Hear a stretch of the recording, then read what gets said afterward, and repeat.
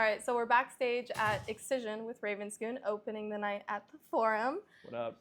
I just want to say your set was lit. Starting with Waka Flocka, I was like, Yeah. oh God. I'm from Atlanta, so like yeah. you had to do it. I know you're known for sets that like jump across genres, you know, bass, death metal, hip hop, trap, drum and bass, rap and trance. I know you kind of sat in more of like a trap bass, which is, I'm definitely a big fan of trap bass because it's just so hype and really fun. It's fun for sure. Yeah, but so when you're building a set, are you planning that chaos or you're just kind of like feeling it out live? A little bit of both. I think for my headline sets, there's a lot more structure that I pre-plan where I go in and I want to have these really hype, fast mixing moments. And then there's also moments where I want to play really slow, long songs. Mm-hmm. And normally I do that on a headline because if everybody's there to see you, they're a lot more locked in. Yeah. And also I tend to play a longer set. I'll play for 2 hours, which you don't see a lot in bass music. Mm.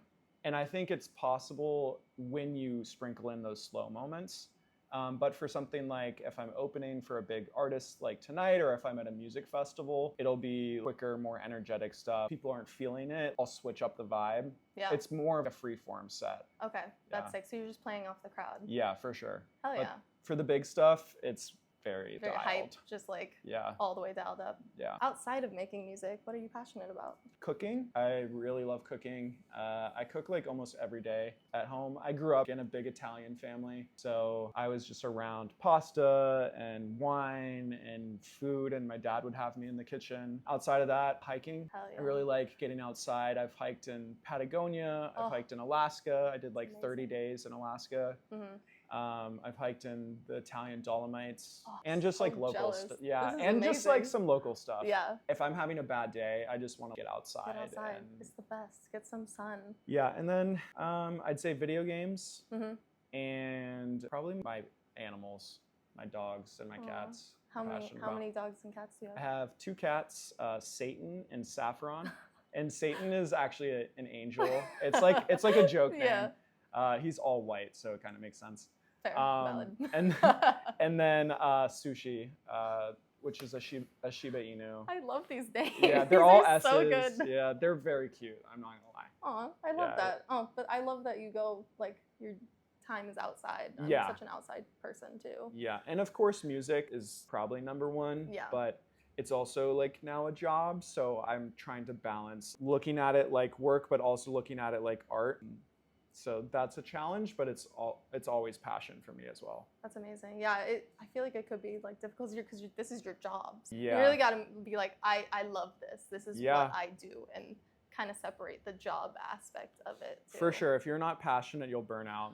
I know you've been very open about your sobriety. Mm-hmm. How has that changed the way that you experience music and your touring? Yeah. So I started doing drugs and alcohol. I was like 13.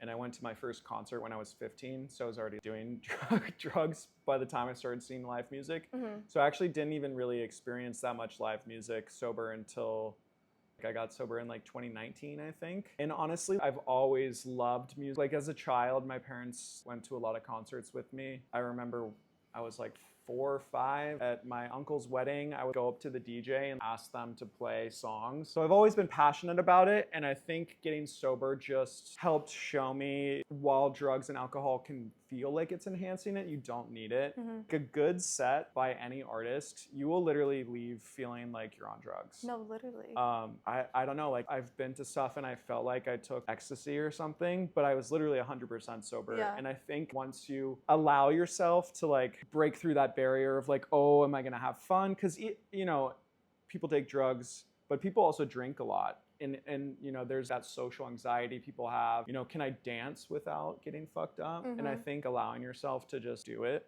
is a great feeling. It really is. I don't really like drinking at festivals because I have a sensitive tummy. Yeah, I get it. I have a sensitive tummy, but I just love being so present for the music, because the music is that's what I'm here for. Exactly. And you remember more. You can have better personal connections with people and remember. Yeah, and then not, you were like, oh, I was so cool last night. And then people were like, dude, you were like way too little much. Messed up. Yeah. And so I also think career-wise, when I was getting sober, I was also starting to take music more seriously. And I think that has allowed me to really focus in on the professionalism, but also the enjoyment side at the same time. Because nobody wants somebody that's like fucked up all the time.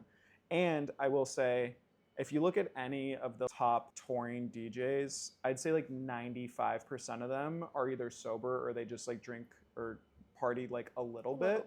You can't tour the way like a professional act tours and party every night. You're gonna like last a year or two. Yeah, and I've seen it. Oh yeah, I've seen it a lot. So awesome. Well, I'm really proud of you for doing that for yourself, because that's hard to step away from that. Yeah. When you're so used to it. Yeah. Be very proud of yourself, because that's an amazing accomplishment to like be able to take it seriously and be like, this is my job, and you know, be present and just like enjoy being sober. Like being sober at festivals and stuff, it's just so fun. I love just like meeting people, and I'm there for the people and I'm there for the music. Yeah, definitely. Are there any EDM artists that got you into EDM? Yeah, I've like always been a fan of electronic music, even early stuff when I didn't even know it was electronic music. I remember we had like a computer class in like 5th grade, and we were supposed to be like learning, but there was a website called Groove Shark. It doesn't exist anymore. They got taken down. This was like before Spotify ever existed. I'm like 32 or 33. I don't remember. Dude, it just keeps changing. Yeah. But it was like post Napster, pre Spotify, where they just had like a bajillion. It was like Spotify though, but it was free. But the artist hadn't given permission, so you could like go on there, type in music, and stream it. And I remember being in like, I honestly was like 5th or 6th grade. I was probably like 12 years old, and somehow in the search function I found like ATB and like Paul Van Dyke and Armin van Buuren, and I started listening to like trance music.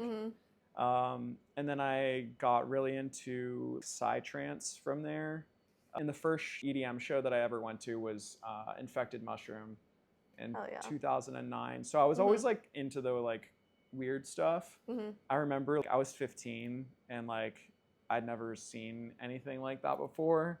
And like especially in like 2009, like the crowds were different, especially at, like a psytrance show. So I was like, this is kind of scary. But yeah, that really got me into music. And then all of like the big dubstep acts of like the 2010s were really influential to me as well. But it's changed throughout the years. Like right now, I'm really into like wave music, which is kind of like down tempo trap with like elements of trance. So like Skeller is a big influence on me right now. I really like Darcy, which is like hip hoppy. I don't know. I listen to a lot of music. Same. I'm like all over the place with my music taste. Yeah. That's cool. Do you have any like songs that have been on like repeat lately? Yeah, I don't know how to pronounce his name. I think it's Haimanu. It's Heimanu. He has a song called I Watch the Moon. Yeah. It's very just like chill. I like listening to it when I'm flying on the airplane. Nice. Yeah. It's kind of like my vibe that I listen to is like slow, a mix between like sad and sexy. Yeah. So like that's my vibe for sure. All right. Who are some of the artists that you grew up like listening to, like that you think have influenced how you make music? Gosh, I think like my favorite as a kid was Linkin Park, and they actually have a lot of elements of like electronica in their music. The way that they like structure their songs and like the synths and stuff that they use, very influential for me. I was really into like Rusko and Pretty Lights and like that era of bass music.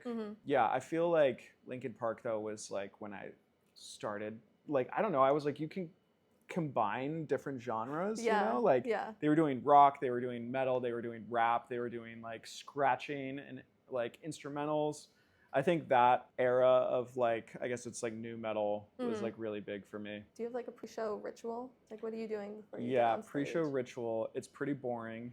I always fly in like super early, like I take the first flight just because I want to like get there and not have to worry about are there going to be delays or you know, flight cancellations.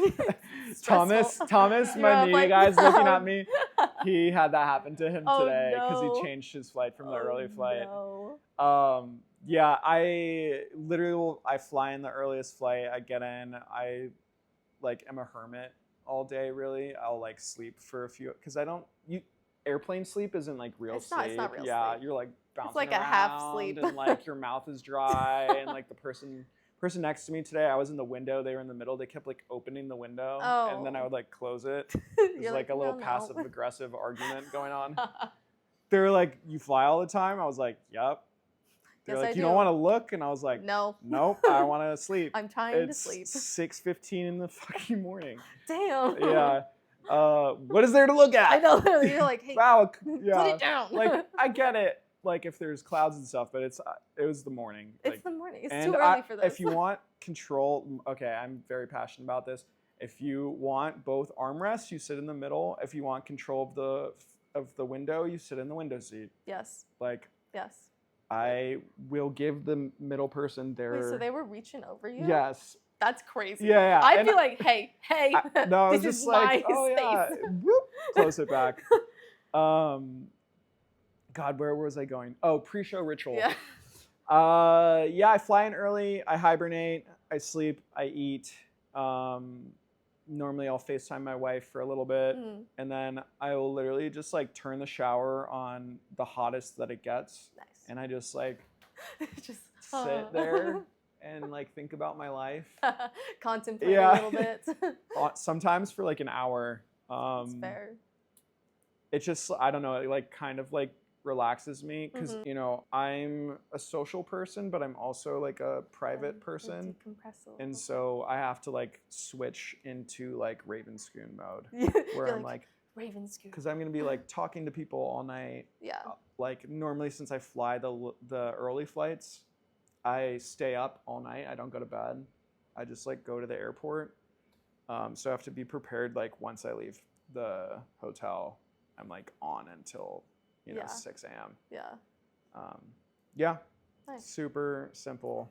I like it. Nothing crazy. An easy... No rituals. No, but that's good. It's like very but like I mean that is a ritual. Like you relax. Yeah. Your ritual is like relaxing, getting prepared, and contemplating life in the shower. Yeah. I think sometimes like if it's a place that I haven't been before, I'll like try to go explore. I've been doing better in show days. I still like I'm kind of a hermit. But like if I'm going someplace where I either have friends or like if there's hiking, like I'll go like a few days early and I'll like hikes out here sure. There are. Yeah. And I have a lot of friends that are in LA nice. as well. How long are you staying in LA? I'm in here for like 4 more hours. Oh, okay. Nice. Yeah. I have a show in Wichita, Kansas tomorrow. Oh, dope. Which is, believe it or not, there's not a lot of flights from LA to Wichita, so I connect and do all that. Yeah.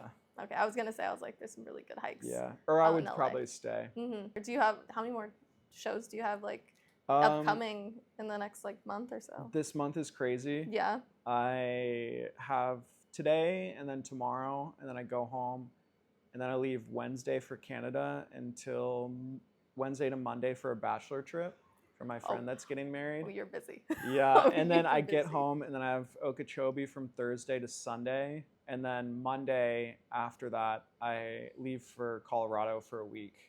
I'm playing Red Rocks. Oh, that's so I'm gonna fly out a week early and like program and do all that. And then you're busy. You're busy. The weekend after that in April, yeah, it's a lot. You're busy. You are busy. That's exciting though. That's really fun. Yeah. I'm gonna need lots of shower moments. a lot of hour-long contemplation life moments. 100%. I think after March, I will go to the spa. Hell yeah. Actually, go to like a Korean sauna in Atlanta. Nice. Yeah. That's sick. Do you have like a favorite place that or like a favorite show that you've done that's just been really like, I don't know, like a pivotal like show that you did somewhere? Yeah, probably my previous headline in Denver at Mission Ballroom. That was like the biggest show that I'd ever played. It was like 4,000 people. Dang. I like spent a bajillion dollars that I'd saved up from tour like on all the production. We like time coded everything. It was insane. I also brought in like probably the loudest sound system that room has ever had. Like, I come from like Excision's like 2011 tour days where he had the like, 30 subs and like a decently small room. Yeah. Not small. I mean, there's still like a couple thousand, but Yeah. like huge sound system. I went in with that same mindset. And it was like, have you ever been to a show where it's like the sub is so loud it feels like you can't like breathe? Yes, I was literally just at one. I was at a Apocalypse. Dude, it was like the rhythm stage. Yeah. We were so close, and I was like, my whole body is like vibrating. I love that feeling where Yes. each like kick feels it's like takes the air out of you and like your nose and your eyeballs are tingling. Yeah. It's such a crazy experience, but I'm like, yeah, I can feel the music everywhere. Exactly. The and music like is here. I love bass music shows like that. Oh God, bass is my favorite. I mean, that's like half of the reason we like write the songs, right? There's bass. You can find me anywhere at a festival. It's at the Backstage because it's so exciting. It's so diverse too. Like I feel like bass is so diverse in how it can land, and it's just so different the whole time. It doesn't get as stale for sure. No, like I never feel like it sits in the same spot the whole time. Like I'm trying to go crazy. Yeah. Oh, is there a song that you're really proud of that you've made? That's a good question. My first like big song was Mind with Born Eye. And my friend Eugene helped me produce that one. And it has rap, but it's like very conscious and it's almost like poetry. And it's really cool because that song's been special to a lot of people and it's like stayed. It wasn't like a hit, but it has like a few million streams but it's been like really important to people. And I think that's what's really important to me. Like people have been like, that song like saved me, or like I have had so many beautiful moments. And then on my most recent album, Glass Orchid with Camby, and Black and Blue with Jesse Kovitz were both like songs that I wrote when I was going through like a really tough emotional time. And I think those are probably like the rawest like emotional songs that I've ever written. And so those ones also stick with me. Okay, I'm taking them. I'm gonna watch this and I'm gonna go listen to this. Yeah. But that's Look amazing. up my Glass Orchid album. Okay. That whole album in general, I feel like was like my sound like more refined. Okay. Yeah. Oh yeah, that's amazing. I've listened to a lot of your stuff, but yeah, so bad with names. I'm like, I never know the names of songs. Yeah. But okay, cool. I'm definitely gonna go back and listen to them. Less dubstepy and more like stuff you just like stream. I love it. Yeah. I'm here for it. I love all music. There's just so much great music in every genre. Like it's overwhelming sometimes. I know. I eat it up though. Like I love finding, exploring music and all these different genres and like vibes. It's so exciting. Yeah. I mean, one of the best feelings in my opinion is like finding a song and it becomes that like on repeat song. Yes. Yeah. I'm always looking for that song. Yeah. Like it's always, like I'm always on the hunt and I'm like, oh, I found it. Yeah. And then you're like, I'm locked in. I'll literally listen to a song like 100 times in a row. Oh God. If I like it. I know, I really will. And it's like, I have to like stop myself. I'm like, I'm gonna make this song. Like I won't want to listen to it anymore. I have to relax. Yeah, I feel that. But before we wrap it up, anything that you're excited about this year that you want people to know about? I'm working on a third album.